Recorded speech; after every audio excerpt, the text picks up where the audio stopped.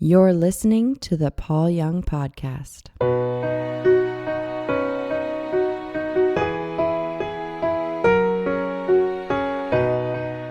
Hello, everybody, wherever you may be.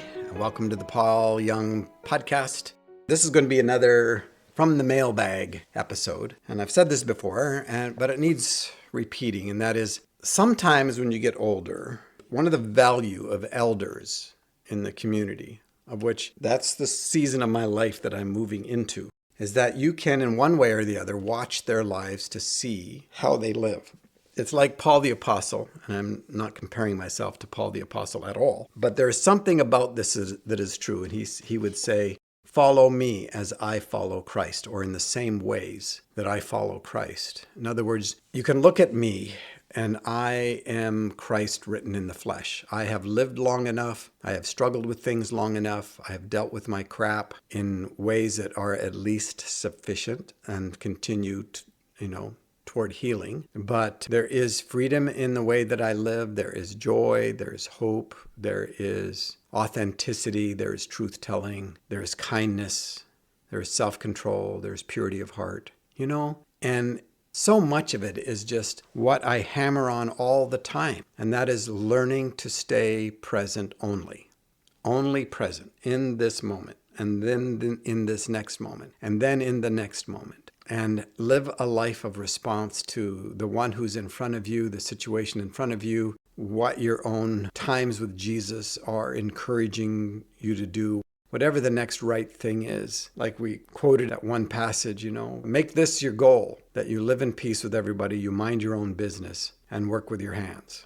And that's Thessalonians. And I love that. It is a simple reality of the way to live our lives. And part of the problem is if we believe that this can of worms, but we'll get to this can of worms at some point. If we believe that the end times are approaching, a la the late great planet Earth and the dispensational theology and a way of looking at the book of Revelation that is all about future tripping, right? It's all fear-based for the most part and escapism, which it never was intended for. But if that's the way that we have lived our lives and that people are going to go to hell if we don't tell them, and so much fear. And instead realize that God's got this. God's got this. And I can, what did somebody call it? I can participate in creating little islands of refuge in the midst of this world. That who I am and where I am and around me, there is a constant creating of little islands of refuge. It's not something I'm trying to do. It's because of who I am. And so when you hear some of these things, they're very appreciative and kind toward me or someone like Baxter or Bradley or Katie Scourgia or Julie Canlis or, on and on and on. And we know who we are. We know how great God has been in our lives in terms of taking messes and finding and helping us find our way through them toward simplicity and healing and humility and all those things. That you can't do humility. It's only something you can be. Same with kind. You can try to fake it, but it's pretty obvious. But what did the horse say in that book? When I grow up, he was asked by the little boy, I think, what do you want to be when you grow up? And the horse says, kind. I want to be kind. That's the kind of answer that I love. So anyway, all that as I read through some of these things. I am Jewish and not really well informed of Christian religion or their belief. What a great way to start an email. I was on a plane from North Carolina to Tampa, where I live, and the woman next to me was reading your book. I asked if she liked it, and she said, it's good. You just have to get past the beginning. So I got it at the library, and it's phenomenal. I'm telling everyone, all people, to read this, if nothing else, this entire year. Great info for all of us. Isn't that great? Look, got to participate in something, wrote a book for my kids, and all kinds of crazy things happen that I could never have predicted or made happen or even tried to make happen. It wasn't a purpose. It wasn't a ministry. It wasn't any of these things. It was just living in the grace of each moment and participating. People know me. And if you do, you know. If none of this would have happened, I would be content. I would be working with my hands, doing whatever was in front of me and letting the ripples happen, just like I encourage people to allow now. So, dear Paul and Baxter, hopefully you've enjoyed an incident-free, orkless day in the Shire. No doubt, if the formidable force to be reckoned with, consisting of Kim and her sisters, had been present, we could have guaranteed you a smooth passage, but without such elfish protection, one cannot be 100% sure. I realize you receive hundreds of letters a week telling you how marvelous your books are and how they have changed or touched lives. It was my counselor who none too gently suggested I needed to read The Shack last year, adding at the time that he knew for sure that another one of his clients would have committed suicide if they hadn't gotten their hands on it the year before. And that's what it's all about. At the end of the day, isn't it? Conveying God's healing love and acceptance to those searching for it. Baxter, I must confess that while I own The Shack and Crossroads, I have been remiss and not purchased The Shack Revisited. I will rectify this as soon as finances allow and look forward to journeying through its pages.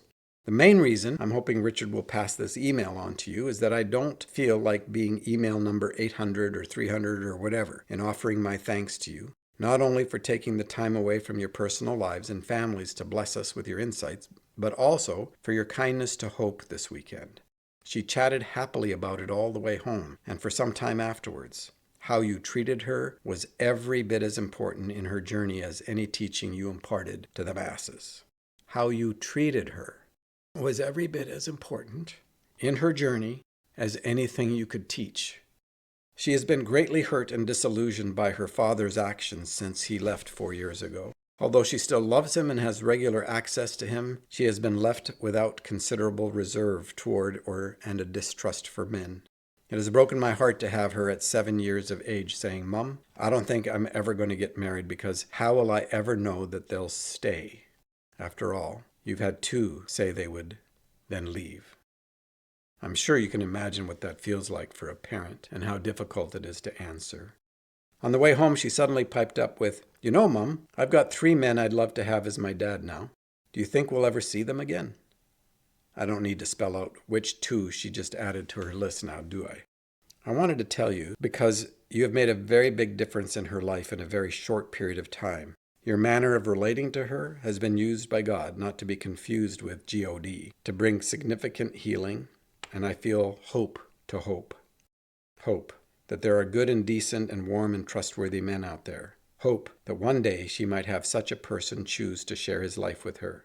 She's an astute girl, and she doesn't miss much. But as my dad died long before her birth, my brother lives in Australia, her paternal grandfather is undemonstrative and disinterested in her as she's not a boy and can't ride trail bikes, and decent male friends with time for us are rather thin on the ground. She really hasn't had much she could base a comparison on.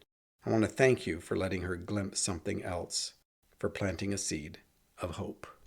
You kind of catch a theme going on here in terms of it's really how you live your life, much more than the words you say. Hey, Paul, I have to tell you that the inspiration of yesterday and movement of the Holy Spirit was beautiful. Thank you for being open to God's continued leading in your life. You may have seen some emotion from my wife and myself yesterday. We were deeply touched by your story, and of course, it took us deeply into our own. In a nutshell, here is what we would love to share with you one day in person over coffee, beer, wine, or a meal. In July 2000, we lost our 2-year-old Lucas to a tornado out of Alberta. We were there on a mission trip, having taken 25 youth and young adults with us from Ontario to do a Habitat for Humanity project. Everyone came back after a week, and we stayed for an extra week to visit my brother and some good friends. During the second week, we were at Pine Lake, Alberta on February, when a tornado ripped through the park, killing 12, one being our beautiful Lucas. As you can imagine, we were broken and damaged, and to be honest, the whole thing seemed completely surreal. However, God continues to bring life and hope in the midst of all this.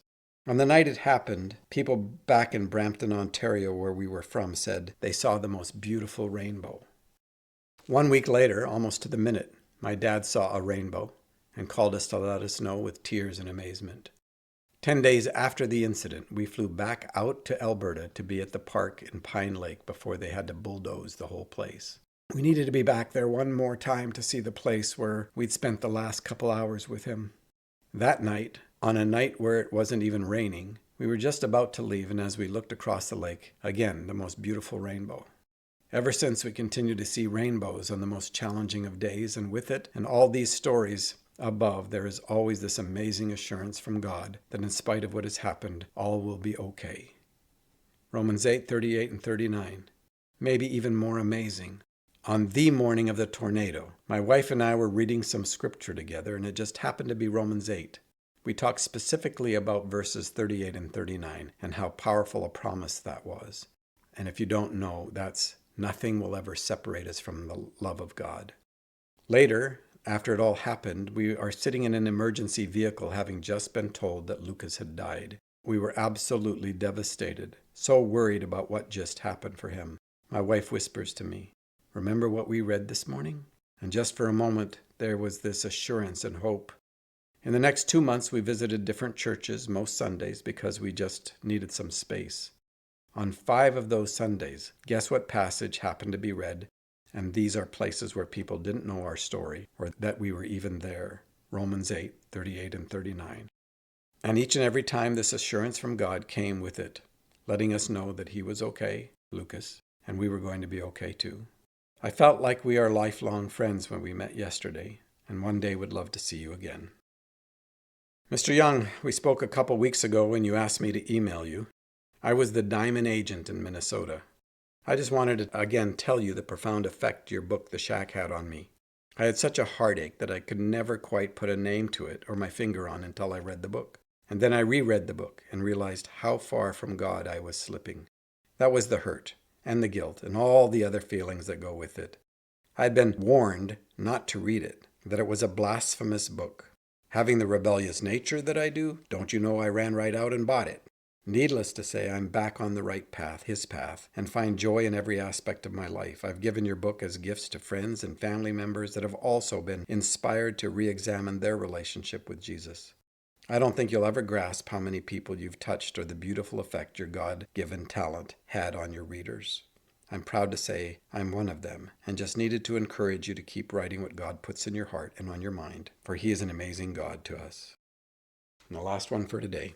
Bradley sent this to me from a friend of his. Last night, we saw The Shack. I had several special moments. Best, the scene when Mac had just finished trashing the chairs. I heard my heart. That's when Anastasia took your hand. Backstory.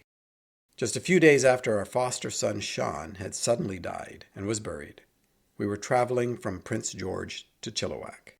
While driving, I was hearing thoughts like, "You are a bad man. Kids will never trust you. It's your fault." 8 hours later, we arrived at the home of friends where my sister arranged for us to stay. They were also foster parents who had lost a child. And this man had hand-dug the grave for his foster son. When we arrived, they introduced us to their kids. A 2-year-old girl looked up into my eyes, smiled, and took my hand. Her name was Anastasia. That moment totally destroyed all those thoughts. Lots of tears. The name Anastasia means resurrection or restoration. Today at the Shack movie, I got this. Resurrection took my hand. She led me from that sad, dark land. One small touch of trusting love stopped the lies of fear and shame. And then she led me back to life again. May all of us feel the hand that reaches into ours today, the hand of resurrection and restoration, the constant presence of life.